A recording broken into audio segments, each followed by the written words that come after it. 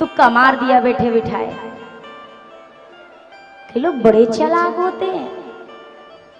एक शेर था जहां पे गवाह ना पैसों से मिल जाते थे।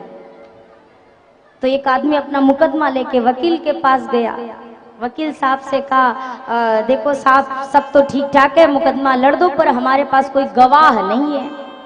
वकील साहब ने कहा बताओ ऐसे शहर में रह के तुम्हें गवाह की चिंता? अरे कोर्ट के बाहर चलो, तुम्हें हजारों गवाह थे ऐसे पैसे दे के मिल जाएंगे। अब ये पूछा, एक आदमी वहां तो घूम ही रहे थे, जैसे थिएटर के बाहर टिकट ब्लैक करने वाले वैसे गवाही देने वाले। गया, बोला सुनो गवाही देनी है। बोला दे देंगे, लेकिन इतने इतने पैसे लगेंगे। आदमी ने कहा ठीक है पैसे ले लेना, पर हम बस मुकदमा जीत जाएं, गवाही ऐसी चाहिए। बोला पक्का जीत जाओगे? वकील साहब ने कहा अच्छा ठीक है चलो बैठ के थोड़ा मुकदमा समझ तो लो कि मैटर हुआ क्या था। इसने बोला अरे क्या आज का काम है, कितने बरस से तो हम गवाही देते आ रहे, अब तो सब रटा रटाया, हमें पता है हो क्या रहा है समाज में, सुनना नहीं है बस चलो। वकील साहब ने कहा भाई पहले मुकदमा जान तो ले। बोला अरे ना ना साहब, जितनी देर तुम्हारी ये मुकदमे की कथा सुनूंगा उतने देर में गवाही दे के वापस भी आ जाऊंगा और दूसरे की गवाही में चला जाऊंगा, दो पैसे बन जाएंगे। अब ये चला गया, कटघरे में जाकर खड़ा हुआ। जज साहब ने कहा अच्छा तो तुम गवाह हो? बोला हाँ जी साहब हम गवाह हैं। अच्छा तो तुम वहीं पे थे? बोला बिल्कुल आंखें देखी वाली बात है, आंख से देखा है। जज साहब ने कहा तो बताओ कितनी बड़ी थी? अब ये फंसा, सोचा काऊ बिटिया बिटिया की बात चल रही होगी। तो अब इसने अंदाजा लगाया, इसने कहा इतनी। जज साहब ने कहा मुर्गी कहीं इतनी बड़ी होगी? मुर्गी और इतनी बड़ी? अब चालाक आदमी उठाई, इसने कहा अरे साहब आपने एक हाथ तो देखा, दूसरा भी हमने लगाया, कहीं इतनी बड़ी थी, दूसरा तो अब आया है ना। तो ऐसे लोग भी पड़े हैं संसार में, वीरों से धरती खाली नहीं है।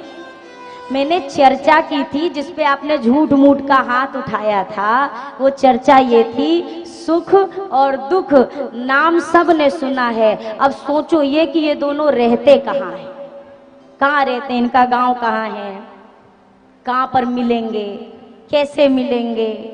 अब कहीं दूर जाने की जरूरत ही नहीं है।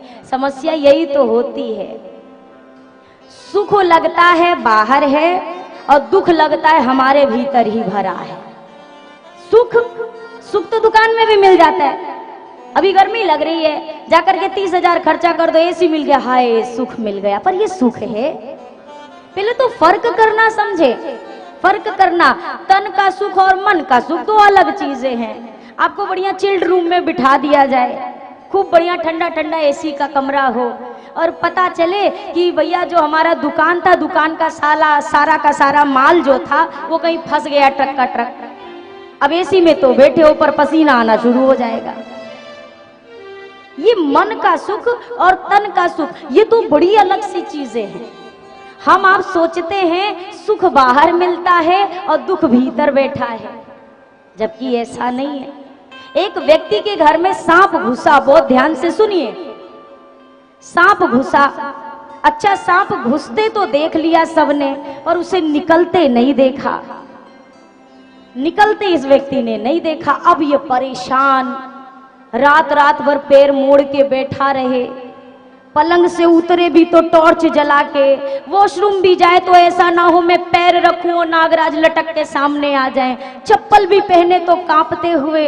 15 दिन हो गए इसका सोना जागना उठना बैठना दुश्वार। इसके दिमाग में सांप के सिवा कुछ चल ही नहीं रहा है। किचन में जाता है, गैस की पाइप को भी देखता है, सोचता है ये तो सांप ही कनेक्ट हुआ पड़ा है गैस से। हर जगह से परेशान। अब हुआ क्या, पड़ोसियों को जब ये हाल का पता चला, एक सपेरे को बुलाया। सपेरा भीतर गया और अंदर से सांप की मुंडी पकड़ के बाहर ले आया। पड़ोसी बड़े खुश हुए, भैया 15 दिन में सांप की एक झलक तक नहीं मिली थी, तू कहां से ढूंढ के ले आया 1 ही मिनट में? सपेरे ने कहा देखो राज की बात है, तुम्हें बता रहा हूं, बताना मत। सांप भीतर था ही नहीं, तो लेके कहां से आए? बोला झोले में रख के लेके गया था, और वही को छोड़ा, वही को पकड़ के ले आया। बोला देखो घर से सांप निकला या नहीं निकला, पर भाई साहब के दिमाग से आज सांप निकल गया। अब ये भी बढ़िया, अब ठाठ से घूम रहे, अब तो हमारा घर है। अभी तक इनको लगा, समझ ही ना पा रहे थे कि सांप हमारे घर में रह रहे कि हम सांप के घर में रह रहे। अब ये संतुष्ट हो गए कि सांप निकल गया। अब इसको समझिएगा, हमारी जिंदगी में दुख हमें आता तो दिखाई देता है, लेकिन जाता दिखाई हमें लगता है बस भीतर ही है। और जब आप दुख के इतने आदी हो जाते हैं ना, आपको हर एक चीज में दुख दिखाई देने लगता है, हर एक चीज में। और सत्य कहूं, सुख दुख ना कोई बहुत बड़ी चीज है, ना कोई बाहर की चीज है, दोनों आपके भीतर छुपी है, दोनों आपके भीतर है। अगर यहाँ पर अभी मैं केले बांटना शुरू करूं, हो सकता है कोई भूखा व्यक्ति होगा सुखी हो जाएगा, हो सकता है किसी को बुखार होगा दुखी हो जाएगा। एक तो हमें बुखार, ऊपर से केला बांट रही है। आम बांटती तो भी ठीक था, केला तो वही है, बांटने वाला भी वही है, पर लेने वाले की अब स्थिति।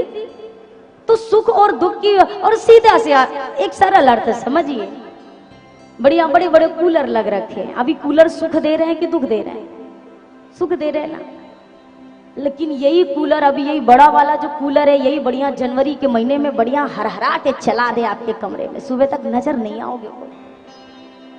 कूलर वही है, हम भी वही है, मौसम अलग है। सुख देने वाली चीज अब हमें दुख देना शुरू कर रही है।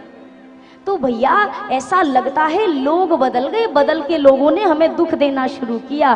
पर न लोग बदलते हैं, न हम बदलते हैं, या तो समय बदलता है या हमारी सोच बदलती है। बस इतनी सी बात है और कुछ भी नहीं।